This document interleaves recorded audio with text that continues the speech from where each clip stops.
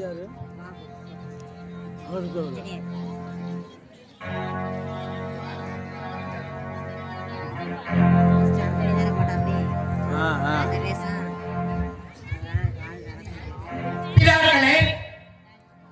மூப்பர்களே, பரிசேயர்களே, சதுசேயர்களே, வருக வருக.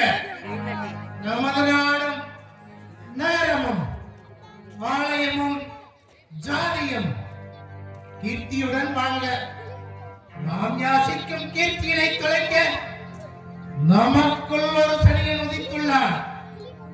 உலகம் உண்டானது முதல் நமது ஜாதி வேத பிரச்சை என பெயர் பெற்று நமது யூத ஜாதியிலேயே மன்னர்கள் பல தோன்றி மகிமையுடன் ஆண்ட காலம் அகன்றுவிட்டது.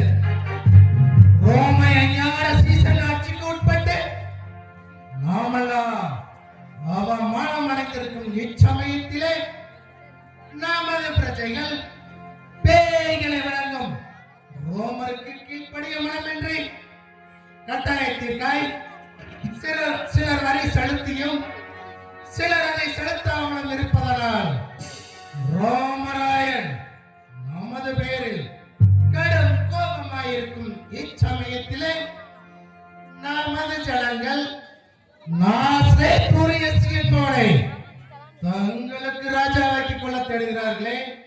நாம் என்ன செய்யலாம்? சங்கத்தார்களே, யோசனை கூறுங்கள். ஐயோ, இது நிறைவேறுமானால் ரோமராயன் படையெடுத்து நமது நாடு, நகர், ஆலயம், ஜாதி, மதம் அனைத்தையும் அழித்து விடுவானே. இதற்கெல்லாம் காரணம் அந்த இயேசுநாதரே.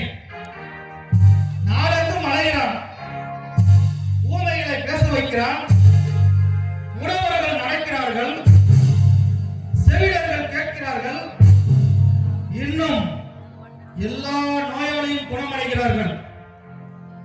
ஏன் மரித்தோருக்கு கூட உயிர் கொடுத்திருக்கிறான்.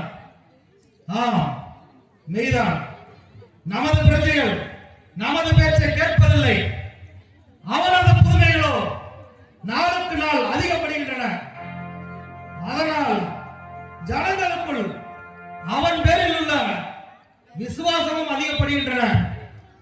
ஆனதால் இனியும் நாம் அவனை தொலைக்காவிட்டால் நமது பிரஜைகள் அவனை கட்டாயம் ராஜாவாக்கிக் கொள்வார்கள். குருவே,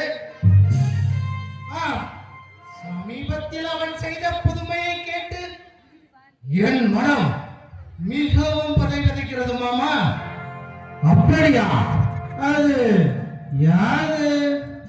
அதுதான் இறந்து அடக்கு பண்ணப்பட்ட லாசரை பெத்தானியாவில் 4ஆம் நாள் உயிருடன் எழுப்பிய அந்த சம்பவம். இந்த அற்புத சம்பவமானது உலகத்தில் பரவாதிருக்க நாம் என்ன உபாய சூழ்ச்சி செய்யலாம்? மாட்சி மிகு மாசபையோரே, மூப்பர்களே, முன் யோசனை கூறுமாறு உங்களை பிரியமாய் கேட்டுக்கொள்கிறேன். ராசரை மறுபடியும் கொன்றுவிட்டால் அந்த அற்புத சம்பவம் அழிந்துவிடும் என்று நினைக்கிறீர்களா? மேலும் அவன் இறப்பதும் ஜீவனோடு இருப்பதும் நமது ஆலோசனை சங்கத்தால் ஆகக்கூடியதல்ல. நாம் ஏன் வீண் ஆராய்ச்சி செய்ய வேண்டும்? சகோதரரே, மனிதன் புத்தி சாதுரியத்தினால் ஆகாயத்தில் கூட பறக்கிற புத்திசாலிகளும் சாஸ்திர களஞ்சியங்களாகிய நம்மால் ஆகாத காரியங்கள் கூட உண்டு. சற்று யோசித்து கூறுங்கள். சகோதரர்களே, லாசர் அவசியம் சாகத்தான் வேண்டும் என்பது நமது பெரிய குருவின் விருப்பம். குருவே, மெய்தான்.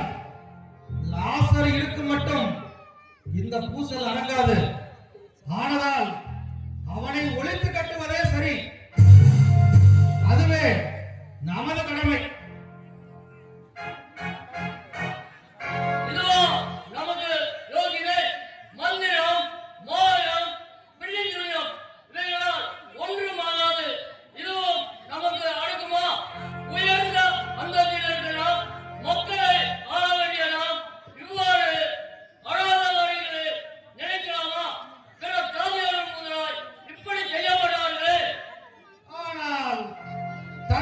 மகன். ஒரு வைத்தியன் மூலம் நஞ்சிட்டு கொன்றால் வெகு சுலபமாய் வேலை முடியுமே. ஆஹா, அருமை அருமை. குருடனுக்கு குருடன் கோல் கொடுத்தால் இருவரும் குழியில் விழுவது நிச்சயம்தானே. அப்போ நாம் எல்லோரும் கொலைபாதக குழியில் விழுவது நிச்சயம். இதை விட சுலபமான வழி ஒன்று உள்ளது. சொல்லட்டுமா? சொல்லலாமே. போலீசர் கட்டளையை முற்றிலும் மாற்றி நமது ஆசைக்கு சென்றபடி அமைத்து 5வது கற்பனை கொலையும் செய்வோமாக என்று மாற்றிவிட்டால் போகிறது. என்ற மதியிடம் ஒரு முறை ராத்திரி எழுப்பித்த இயேசுவுக்கு மறுமுறை எழுப்ப தெரியாதா? சாவுக்கும் வாழ்வுக்கும் கர்த்தர் ஒருவரே, அவரால் ஆகாதது உண்டோ? மெய்தான். ஆனால் என்ன செய்வது? லாசரை விட்டு விட்டாலும் இந்த கலிலேயனை அடியோடு தொலைத்து விட வேண்டும். ஏனெனில் தேச மக்கள் அனைவரும் சாவதை விட ஒருவன் மடிவது நல்லதல்லவா? அப்போது புதுமை பேச்சு மற்றும் போகும். எல்லோரும் எல்லோரும் நம் பேச்சை கேட்பார்கள். நமது அதிகாரத்திற்கும் பங்கம் ஏற்படாது. என்ன இந்த இது? இஸ்ரேலுக்கு சேலத்தை கொடுக்கிறேன், மெசியா வந்திருக்கிறார். தானியேல் தீர்க்கதரிசி 9ஆம் அதிகாரத்தில் கண்டிருக்கின்றபடி 62 வாரங்கள் முடிவடைந்து விட்டன. அந்த முடிவில் கிறிஸ்துநாதர் கொல்லப்படுவார் என்று எழுதியிருக்கிறது அல்லவா? எடுத்து வாசியுங்கள் வேதாகமத்தை. இதை பற்றி இதே ஆலயத்தில் இதே இயேசு 12 வயதில் சாஸ்திரிகள் மத்தியில் எடுத்து காட்டவில்லையா? ஸ்நாபகர் யோர்தான் தீர்க்கதரிசிகளின் வாக்கியத்தின்படி இயேசு நசரேயனை நீங்களே கொல்லப் போகிறீர்கள்.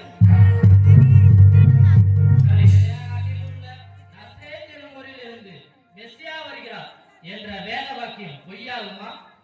இசையாஸ் தீர்க்கதரிசி 35ஆம் அதிகாரம் 6ஆம் வசனம். இதை எடுத்து வாசியுங்கள். ஆனால் பகை, வர்மம், ஆங்காரம், காய்பவாரம் என்கிறதை இருட்டில்லாத கொடுமையானால் வேதங்களின் அர்த்தமும் இந்த மெசியாஸ் தீர்க்கதரிசியின் போதகமும் நமக்கு புலப்படாது. சரி, இருக்கட்டும். இதோ பெரிய உருவாய எமது தீர்மானம். நமது யோசனைக்கு நீங்கள் எல்லோரும் உடன்படாததால் தற்சமயம் அந்த நசரேயனை எப்படியாவது சிறைப்பிடித்து அடைத்துவிட்டால் ஜனங்கள் அவனை கும்பிடுவதும் அவன் தலையெடுக்கும் புதுமையும் போதகமும் காற்றாய் பறந்து போய்விடும். நமது காரியமும் சித்தியாகும். சரி, எல்லோருக்கும் மங்களம். போய் வரங்கள், சங்கம் கலையலாம்.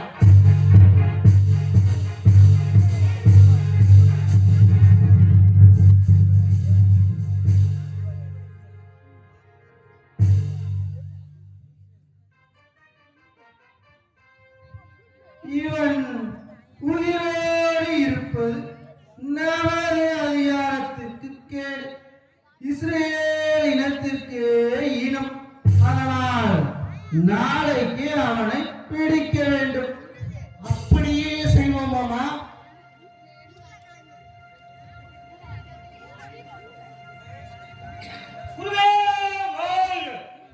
செய்வாதம். வியாபாரி துப்பு எப்படி? சரி, நீ போ அப்படி, நீ வா இப்படி. வாழ்க மாகுருக்களே, வணக்கம் ஆச்சாரியர்களே. சீர்வாதம். இயேசுவின் சீசர்களில் நீயும் ஒரு நீசன் அல்லவா? நீசன் அல்ல, நான் ஒரு சீசன். எங்கு வந்தாய்? எங்களுக்கும் சீசன் அல்லவா? ஒரு ஊழியருக்கு எஜமான்கள் ஊழியம் இருக்கக்கூடாது என்று உங்கள் எஜமான் உபதேசிக்கவில்லையா? சரி, சொல்லப்பா உன் எண்ணத்தை. நான் இங்கு வந்தது என் ஏமாற்றத்தை எடுத்து சொல்லி பழி வாங்கவே. என்ன? உங்களையா? இல்லை இல்லை, என் குருவை. உன் போதகரையா? ஆம். இதில் ஏதும் சுருதி இல்லையே. இந்த தோது எங்களிடம் பலிக்காது. பத்திரம் யூதாஸ், இந்த பரிசேறுவது விளையாதை ஜாக்கிரதை.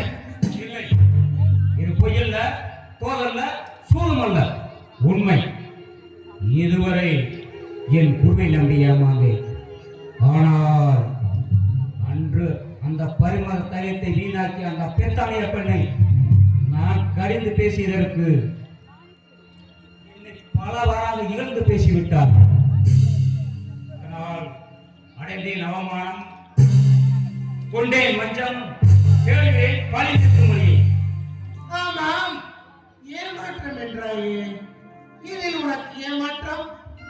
அழிந்து போன இஸ்ரேல் சாம்ராஜ்யத்தை மீண்டும் நிலைநாட்டுவார், ஆட்சி பீடத்தில் அமர்வார்.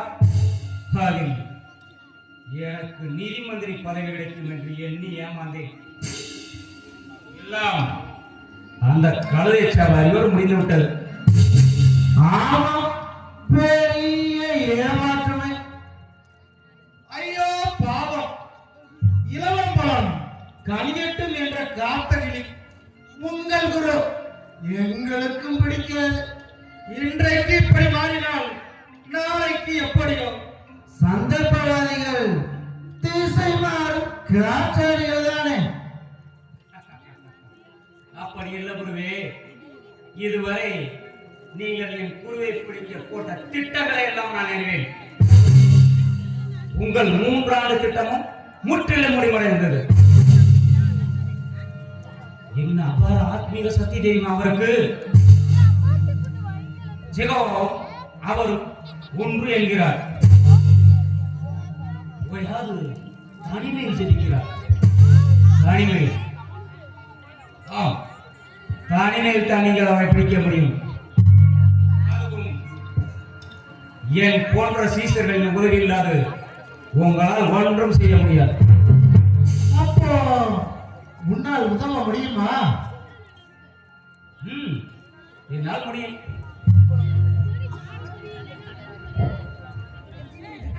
நீ உதவி செய்யத்தான் வேண்டும். மிக்க அவசியம் இது. இந்த மகத்தான சேவையை பாராட்டி இந்த உலகம் உன்னை எவ்வளவு புகழும் தெரியுமா?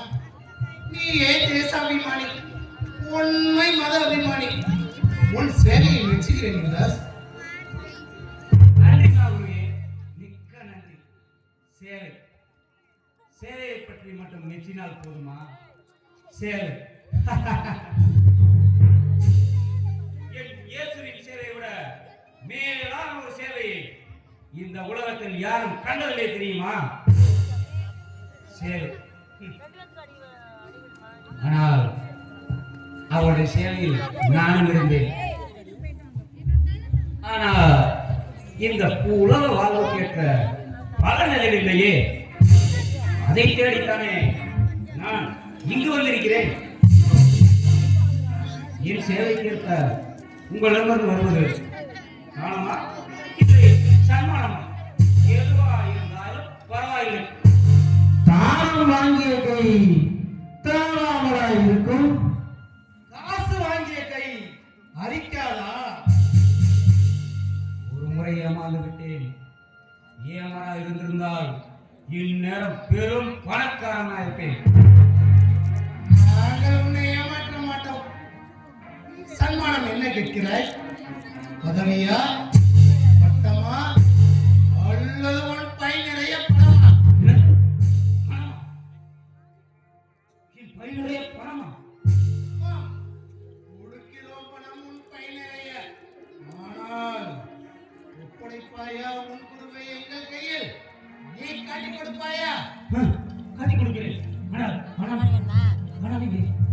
முதலில் காட்டிக் கொடு, பிறகு பணத்தை கட்டி கொண்டு போவா. முதல்ல பணம். நான் காட்டி கொடுக்காவிட்டால் உங்கள் பணத்தை திரும்ப பெற்றுக் கொள்ளுங்கள். நிச்சயம் தானா? எங்கே, எப்படி? தனிமை.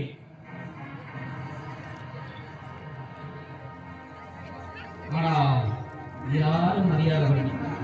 ஆமாம், இங்கு பாஸ்கா பண்டிகைக்கு கூட்டம் இருக்கும். பகிரங்கம் கூடாது. சரி, தனிமை. ஆனால் மறை. அப்போ எப்போ, எங்கே எப்படியாவது இன்று இரவு. ஆனால் பணம் எவ்வளவு? அது இன்னும் கைக்கு வரவில்லையே. நான் கஞ்சன் அல்ல, வருகிறேன். பணம் ஒரு பை நிறைய. தொகை இவ்வளவு என்று தங்கள் மாமனார் அண்ணாஸ்துருவே சொல்லட்டுமே. 20 வெள்ளி தருகிறோம். நேரம் பேச வேண்டாம், ஒரே பேச்சு. 30 வெள்ளிகள் உங்களால் முடியுமா? முடியாதா? சரி, 30 வெள்ளி முடிவான பேச்சு. சம்மதம் தானே? இல்லை, இவ்வளவு பெரிய தொகையா? சாச்சா, மிக உயர்ந்த அடிமை கிடையாது, அதிகம் கூடாது. சரி 30 வெள்ளிகள், சீக்கிரம் பணத்தை எடுங்கள். பொறுமையா?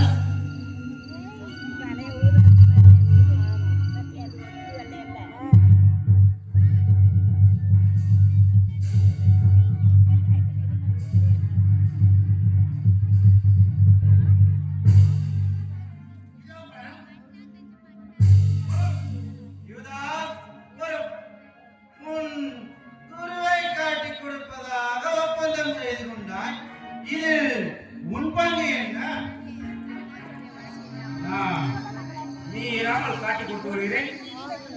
அந்த செச்சமணி தோட்டத்தை. என்ன? அந்த செச்சமணி தோட்டத்திலா? அந்த வடிவ தோப்பிலா? அதுதான் எவன் செய்ய அடிமை. அடிமையிலா?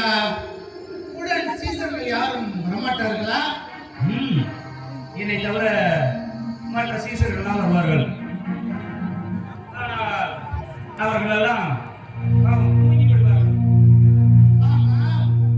இயேசுவின் முகச்சாயல் உள்ள இன்னொரு சீசன் இருந்தாலே நாங்கள் எப்படி அடையாளம் காண்பது?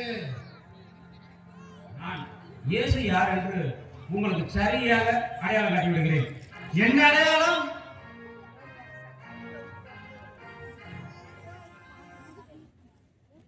கள்ளத்தில் முத்தமிட்டு கையிலே சத்தியம் செய். சந்தோஷம். இப்போது உடன்படிக்கை முடிவானது. இனி ஜாக்கிரதை. உதவிக்கு உடன் ஆள் அனுப்பவா? இப்போது தேவையும் இல்லை. நான் தேவைப்படும் போது வந்து கூட்டி சொல்கிறேன். குருவே, பணம் எங்கே? அது இன்னும் கைக்கு வரவில்லையே. யுவதாஸ், இதோ 30 வெள்ளி.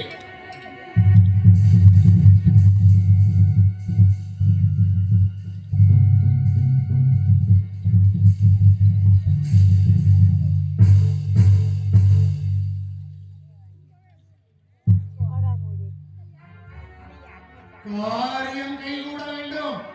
நீ எந்த சமயத்தில் வந்தாலும் சரி,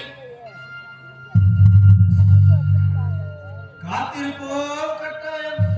கொண்டு வருவார் உங்குருவை எம்மிடம்.